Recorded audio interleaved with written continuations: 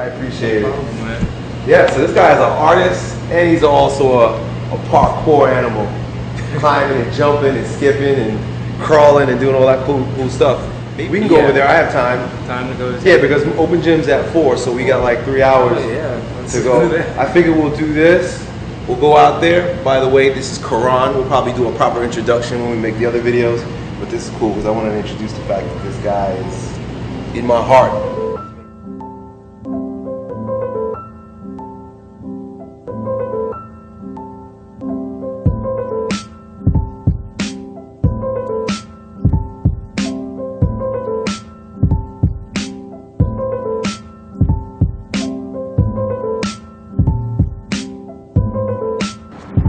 Hey, what's up guys? This is my buddy Karan. He came all the way from Atlanta because he wanted to show me some parkour moves.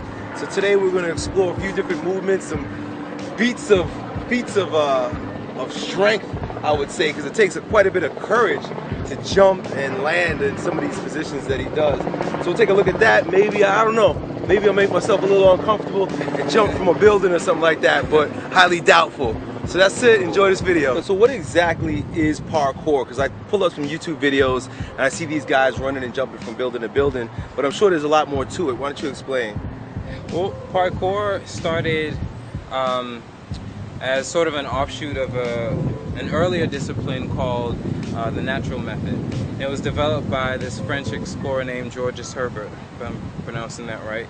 You know, he traveled to I think it was Africa, and he noticed that a lot of the hunters there were very built, but they didn't work out, they didn't lift weights. It was around the 1800s at the time, and he couldn't quite figure out, like, why do you have this physique, but you know, you don't work out? And after living with them for some time, he realized that they gain their muscle or their tone from the way they move, the way they have to move to hunt. So he came back to France and synthesized it into something called the natural method, and then that ended up being what they used to train the French firefighters and the French military. And then a lot of, if you see any like war films or you've been to like a military base, those obstacle courses that they have for basic training, that's a derivative of the natural method. Comes from that very same gentleman who studied this tribe in Africa, brought it to France, and now militaries all over the world use these methods for getting their soldiers stronger. Wow. And parkour is a version that's sort of adapted to the urban environment, although a lot of us now are starting to see and notice the benefits of training anywhere and any time, not just for, you know, concrete, steel, patches of grass, just any environment that you're in, to where you can place yourself and say, I want to go there, and have the ability to do so. Right. So whatever environment you're in becomes your gym. My gym, my playground. Your gym, my your urban wilderness. Yeah, man. So when you get into this, from what I understand, there's 5 basic movements that you should master before you try to attempt any of these magnificent movements. Is that correct? Right. Why don't you explain what those 5 movements are? Well, the first one, it's the parkour roll. It's kind of our bread and butter, because you need to learn how to fall before you even consider jumping or consider dropping from a sustainable height. Yeah, no doubt. What you want to do, if you're doing it from standing, just to practice the progression, you get down in a squat, and there's many different ways to do this. I'll just show you the way that's, you know, aligned with me. You can place your hands sort of like a diamond formation, and when you practice this yourself or at home, pick a side that you feel most comfortable rolling over. I'm left-handed, so I feel comfortable rolling over my right shoulder. And you place your hands to, in my case, the left of you, and you use this arm to guide your center of gravity, your weight, over to the top of your right shoulder like this. As you roll, you tuck your head into the same side of that pec that you're turning into. You use the bend of this arm to guide to the opposite shoulder. You keep this foot tucked, and you come up on the other side, ready to run. So when I do it quickly, this foot is upturned, so with the momentum that I have from running or dropping, it's almost gonna swing me into this position, and then I go. This would apply to all types of sports anyway too. If you play soccer, if you play football, whatever the case may be, if you hit the ground, you want to be able to get up as fast as possible. Rolling is one of those options apparently, and it keeps your momentum. Because if you just hit, all that force is concentrated to the point of your body that reaches the ground first.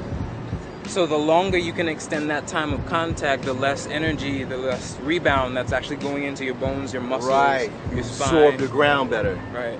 Excellent. So what's number 2? Number 2, precision jump. So you would want to practice it, you know, on an even surface to begin with.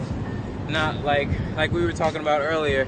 The first instinct should not be like to go find a roof to jump between, because if you can do it on the ground, you can do it in the air. And it's not a race. So it's better that you hone your skills on flat ground, on a flat surface, before trying anything beyond that. So what you want to do is get in almost like a squat position. And what I like to do, especially if it's a further distance, I may not execute it here, but I lean in at about 50 degrees. So by the time I jump up and out, I'm at 45. Because that's the most efficient trajectory you want to get as far as possible. Yeah. So you stand on the balls of your feet, knees slightly bent, and as you jump, you kick off straight, and you throw your arms up towards that angle, and midway through you bring your knees back up, and then you extend your feet to catch, well, in some cases a wall, but in this instance to land on that particular point on the balls of your feet, and you almost drop into a third world squat. And this controls your balance.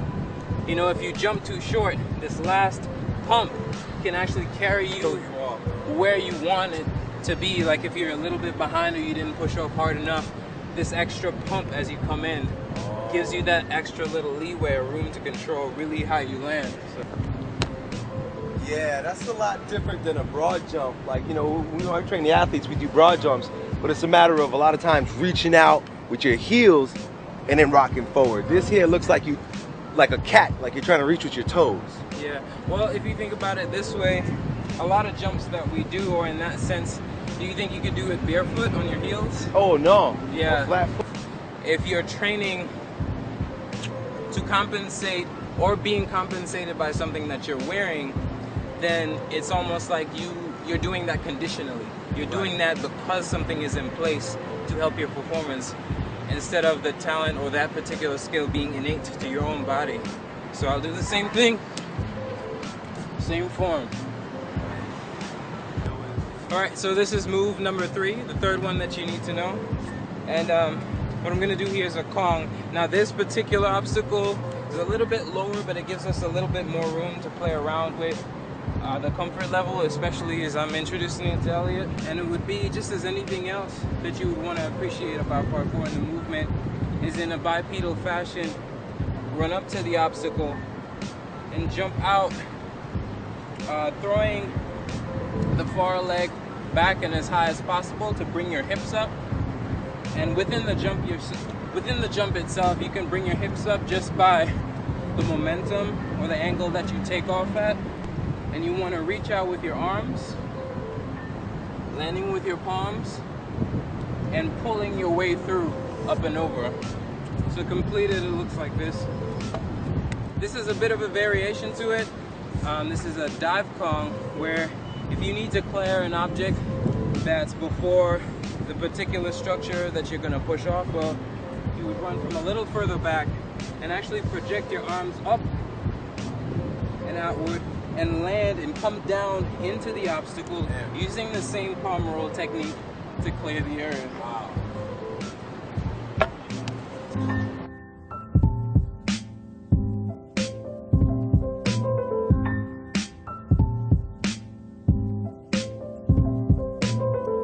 Move number 4 is the climb up. You meet a wall about this height.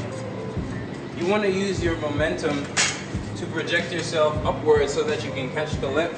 And the way you do that is you stride into the wall and you place the balls of your feet, in this occasion just below the height of your hip. You jump into it and you push down so that you go upward and you catch the edge of the wall. But sometimes with your palms this way. Some people like to use their fingers, or some get a thumb over there. Either way that you find comfortable is fine. Personally, I like to grip it almost like a handlebar or the side of a brick. So you use the balls of your feet and you hang in an aligned position so that you can get most of the strength from your triceps. Then you pull upward and throw your chest over the top of the wall, like this. And you use your arm to do a push-up, and then bring one leg over at a time. So I'll do it real fast for you guys real quick.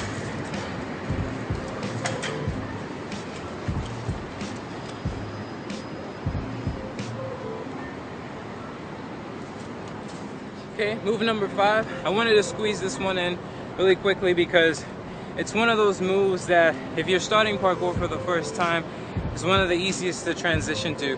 Some people don't have the coordination or the reaction time to do a Kong right off the bat, but the safety vault is really an extension of the movement that you're already making with the assist of a hand to make it over an obstacle. So in the same fashion of a Kong, you'll be using your arm, well, one arm at this particular point, to push yourself through the obstacle, but literally stepping up and kicking out with the center foot, placing it down, and continuing on your path. And there you have it. Hey man, thank you so much for coming out here and sharing this with our viewers. Look, hey, there's many different types of fitness. This is bodyweight fitness in an explosive fashion. There's all types of functional stuff going on. You gotta be a badass to be able to train this way, and I appreciate Karan. Hopefully that was a helpful video to you guys.